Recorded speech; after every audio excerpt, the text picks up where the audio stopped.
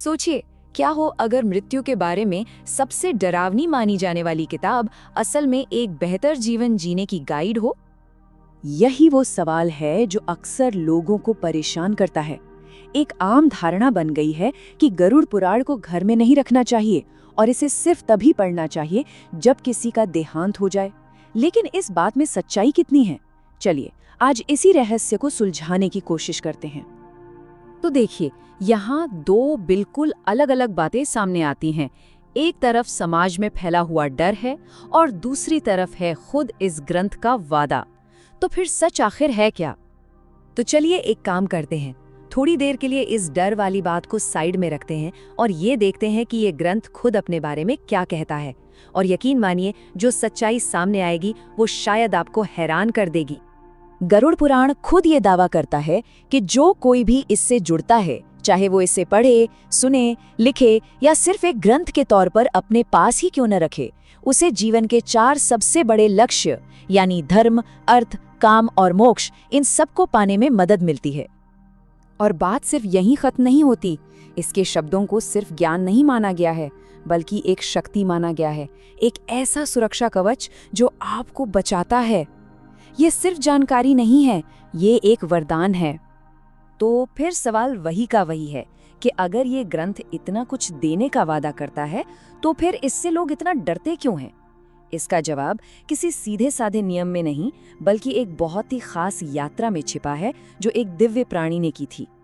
इस ग्रंथ के रहस्यों को समझने के लिए हमें इसके नामधारी यानी शक्तिशाली गरुड़ के साथ एक अविश्वसनीय ब्रह्मांडीय सफर पर चलना होगा। कल्पना कीजिए, गरुड़ अपनी यात्रा वैकुंठ से शुरू करते हैं, जो भगवान विष्णु का दिव्य लोक है। एक ऐसी जगह जहां सिर्फ और सिर्फ अच्छाई है, शांति है, कोई दुख, कोई संघर्ष नहीं है। लेकिन ज्ञान की उनकी तलाश उन्हें एक बिल्कुल ही अलग दुनिया में ले जाने वाली थी। वैकुंठ से निकलकर वो स्वर्ग, पाताल और फिर अंत में पहुंचे पृथ्वी पर। और यहाँ जो उन्होंने देखा, उसने उन्हें अंदर तक झकझोर कर रख दिया। जिस धरती की तारीफें वो देवताओं से सुनते आए थे, वहां उन्होंने देखा कि दुनिया तो दुखों के सागर में डूबी हुई है। कहीं बीमारी से पीड़ित लोग थे, तो कहीं गरीबी और शोक में डूबे हुए जीवन।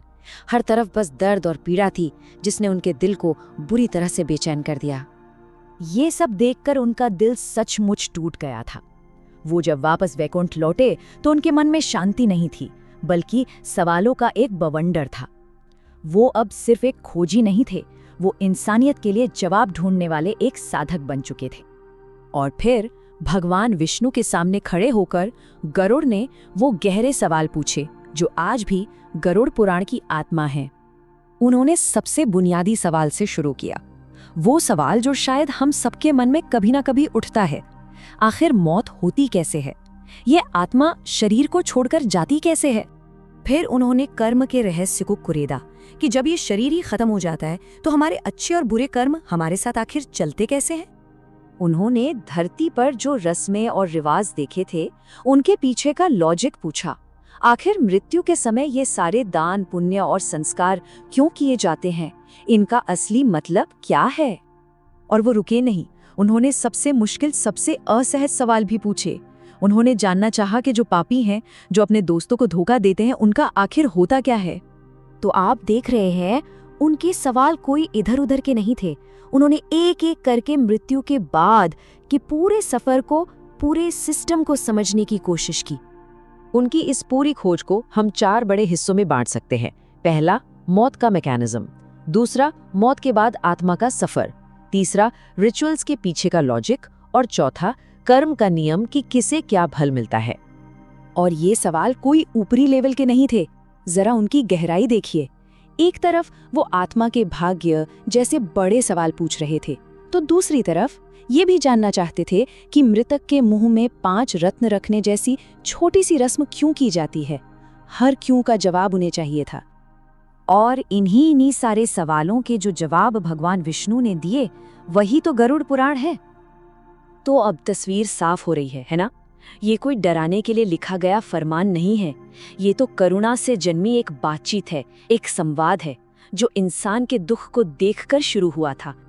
और यही इस ग्रंथ का सबसे बड़ा और शायद सबसे छिपा हुआ संदेश है कि असली ज्ञान की खोज किसी आदेश से नहीं, बल्कि एक ऐसे दिल से शुरू होती है जिसमें करुणा हो और जो क्यों पूछने की हिम्मत रखता हो।